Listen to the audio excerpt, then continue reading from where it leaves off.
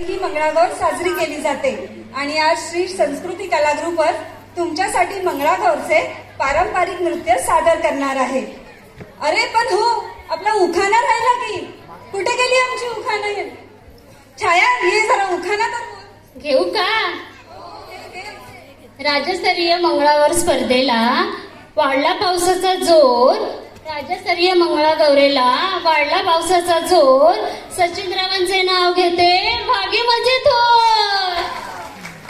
चला तर मग करूया सुरुवात।